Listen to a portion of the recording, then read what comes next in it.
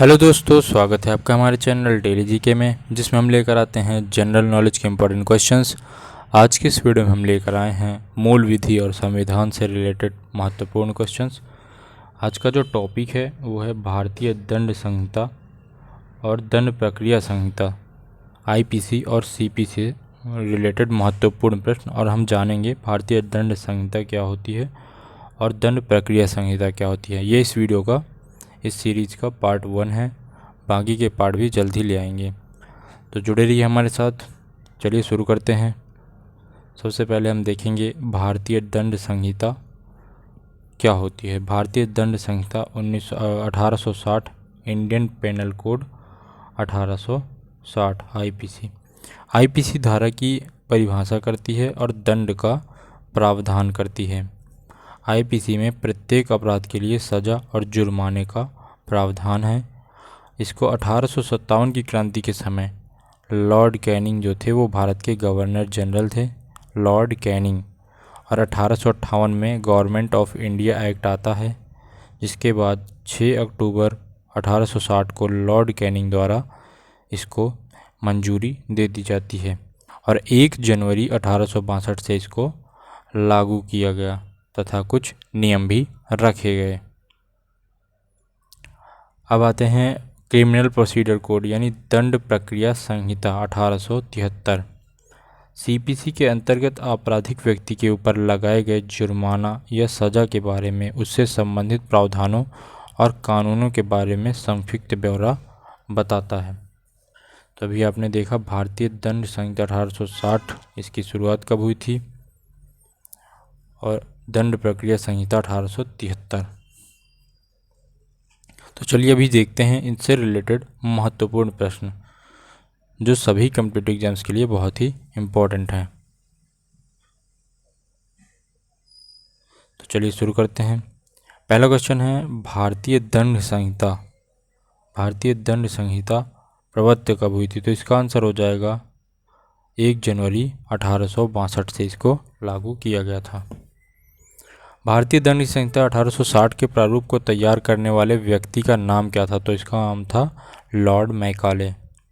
अगला क्वेश्चन है अपराध एक ऐसा कृत्य है जो विधि द्वारा निषिद्ध तथा समाज के नैतिक मनोभावों के प्रतिकूल दोनों ही होता है। तो इसका आंसर है स्टीफन। भारतीय दंड संहिता 1860 में धाराओं एवं अध्यायों की कुल संख्या कितनी है। तो इसका आंसर हो जाएगा 51 धाराएं और 23 अध्याय हैं। अगला क्वेश्चन है भारतीय दंड संहिता 1860 की धारा 1 संबंधित है। धारा 1 किससे संबंधित है। संहिता के नाम और उसके प्रवर्तन के विस्तार से। भारतीय दंड संहिता में परिभाषित स्त्री शब्द से तात्पर्य उस मानव नारी से है जिसकी आयु कितनी हो। तो इसका आंसर हो जाएगा किसी भी आयु की हो। भारतीय दंड संहिता में दंगा को कौन सी धारा के अंतर्गत परिभाषित किया जाता है। तो दंगा को 159 धारा 159 के अंतर्गत परिभाषित किया गया है। निम्नलिखित में से कौन सा अपूर्ण अपराध है। इसका आंसर हो जाएगा आपराधिक प्रयत्न करना अपूर्ण अपराध है। बलवा, लोक न्यूसेंस और विधि विरुद्ध जमाव, ये सारे पूर्ण अपराध हैं। अगला क्वेश्चन है दहेज हत्या को भारतीय दंड संहिता की कौन सी धारा में परिभाषित किया गया है। तो इसका आंसर है धारा 304 खा में। अगला क्वेश्चन है निम्नलिखित में से कौन सा भारतीय दंड संहिता की धारा 34 का एक आवश्यक तत्व नहीं है। अगला क्वेश्चन है, इसका आंसर हो जाएगा आपराधिक कृत्य 5 से अधिक व्यक्तियों द्वारा किया गया है। जो आपराधिक कृत्य 5 से अधिक व्यक्तियों द्वारा किया गया हो। अगला क्वेश्चन है भारतीय दंड संहिता 1860 के अधीन धारा 42 के प्रयुक्त स्थानीय विधि कहाँ पर लागू होती। तो इसका आंसर हो जाएगा बी, भारत के किसी विशिष्ट भाग पर। भारतीय दंड संहिता में जीव जंतु शब्द में सम्मिलित नहीं है मानव। सर्प भी सम्मिलित है, मोर भी है और हाथी भी है, तो मानव नहीं है। अगला क्वेश्चन है भारतीय दंड संहिता 1860 की धारा 53 के अंतर्गत निम्नलिखित में से कौन दंड नहीं है, कौन सा दंड नहीं है? तो इसका आंसर हो जाएगा बी, निर्वासन।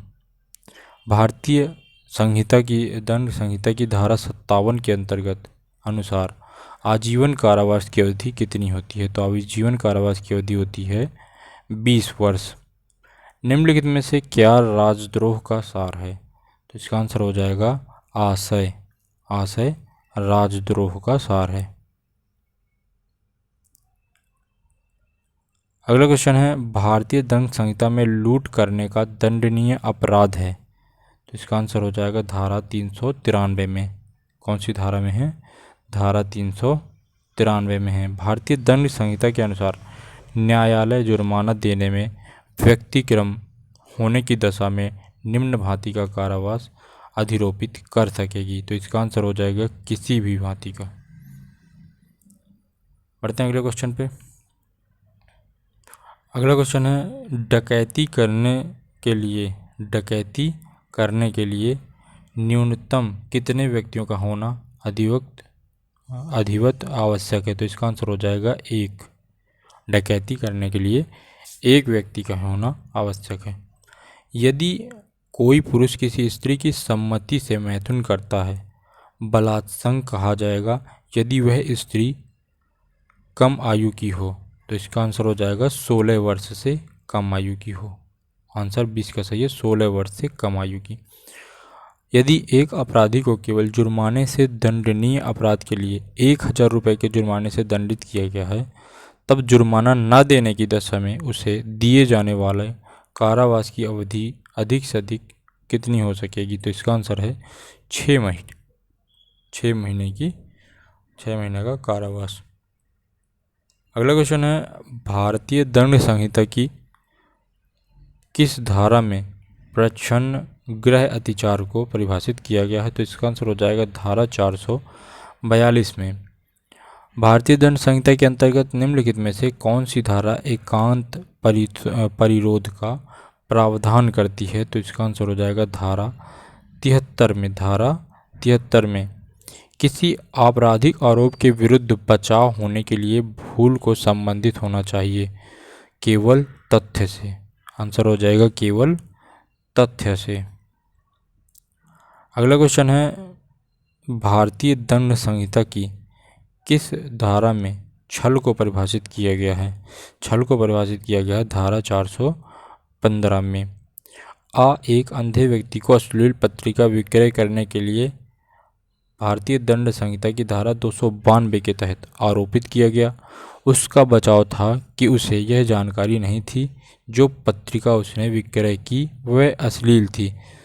तो इसका आंसर हो जाएगा ए, तथ्य की मूल का कारण असफल होगा। अगला क्वेश्चन है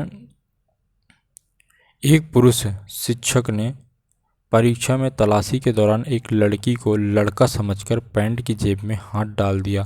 शिक्षक ने दंड संहिता की किस धारा के अंतर्गत अपराध किया है? तो इसका आंसर हो जाएगा कोई अपराध नहीं किया है। भारतीय दंड संहिता में कौन सी धारा से लोक न्यूसेंस की परिभाषित किया जाता है? लोक न्यूसेंस को परिभाषित किया जाता है। तो इसका आंसर हो जाएगा धारा 268। धारा 268। अपने जीवन को सुरक्षित रखना सामान्यतः एक कर्तव्य है, परंतु इसको दूसरों के लिए बलिदान कर देना भी परम कर्तव्य है। यह टिप्पणी क्वीन बनाम डडले एंड स्टीफंस के बाद में किसके द्वारा की गई थी? तो इसका आंसर हो जाएगा लॉर्ड कॉलरिज द्वारा। लॉर्ड कॉलरिज द्वारा। अगला क्वेश्चन है यह कब कहा जाता है कि एक व्यक्ति किसी बात का दुष्प्रेरण कर रहा है? तो इसका आंसर हो जाएगा उपरोक्त सभी, यानी इसका आंसर है ए, बी और सी तीनों। किसी व्यक्ति को उकसाता है, अन्य व्यक्तियों के साथ षड्यंत्र में सम्मिलित होता है, या फिर किसी कार्य का अवैध लोभ द्वारा सासे सहायता करता है। तो इन तीनों में ही एक व्यक्ति किसी बात का उदाहरण दुष्प्रेरण कर रहा है। तो ये तीनों इसका आंसर हो जाएंगे ए, बी और सी। भारतीय दंड संहिता के अंतर्गत एक शिशु को अपराध करने में सक्षम लिया जाता है 7 वर्ष से अधिक परंतु 12 वर्ष से कम उम्र। अगला क्वेश्चन है, निम्नलिखित में से लोक सेवक नहीं है। लोक सेवक नहीं है तो इसका आंसर हो जाएगा सचिव कोऑपरेटिव सोसाइटी। भारतीय दंड संहिता की किस धारा के अंतर्गत विकृतचित्त व्यक्ति के कार्य को अपराध नहीं माना जाता है तो इसका आंसर हो जाएगा धारा 84 के अंतर्गत। भारतीय दंड संहिता की धारा 84 के अधीन विकृत चित्त से संबंधित निम्नलिखित में से कौन सा वाद है तो इसका आंसर हो जाएगा आर बनाम आर्नोल्ड। अगले क्वेश्चन पे चलते हैं। अगला क्वेश्चन है, निम्नलिखित में से नशे पर कौन सा मार्गदर्शक वाद है। नशे पर कौन सा मार्गदर्शक वाद है तो इसका आंसर हो जाएगा डायरेक्टर ऑफ पब्लिक प्रोसिक्यूशन बनाम वियर्ड। अगला क्वेश्चन है, निम्नलिखित में से कौन सा कार्य ऐसा है जिसे भारतीय दंड संहिता के अधीन आपराधिक दायित्व से मुक्ति नहीं प्राप्त है तो इसका आंसर हो जाएगा स्वेच्छा से शराब पिए हुए मत व्यक्ति का कार्य। अगला क्वेश्चन है, संरक्षक द्वारा या उसकी सम्मति से शिशु या उन्मत्त व्यक्ति के लाभ के लिए सद्भावपूर्वक किया गया कार्य शब्दावली भारतीय दंड संहिता की किस धारा के अंतर्गत आता है तो इसका आंसर हो जाएगा धारा 89 से। एक विद्यालय का अध्यापक अनुशासन लागू करने के प्रयोजन से एक विद्यार्थी जिसकी आयु लगभग 11 वर्ष थी इसको मामूली सजा देता है। इस मामले को भारतीय दंड संहिता की धारा 89 के अधीन बचाव का दावा कर सकता है। इसका आंसर हो जाएगा ए। तो ये थे इम्पोर्टेंट क्वेश्चंस मूल विधि और संविधान से। ऐसे ही इम्पोर्टेंट क्वेश्चंस के लिए जुड़े रहिए हमारे साथ। ये इस वीडियो का पहला पार्ट था। इसकी PDF फाइल टेलीग्राम पे मिल जाएगी तो आप टेलीग्राम से जाकर के PDF फाइल डाउनलोड कर सकते हैं। टेलीग्राम की लिंक डिस्क्रिप्शन में दे दी गई है या फिर आप डेली GK 09 सर्च करके भी डाउनलोड कर सकते हैं।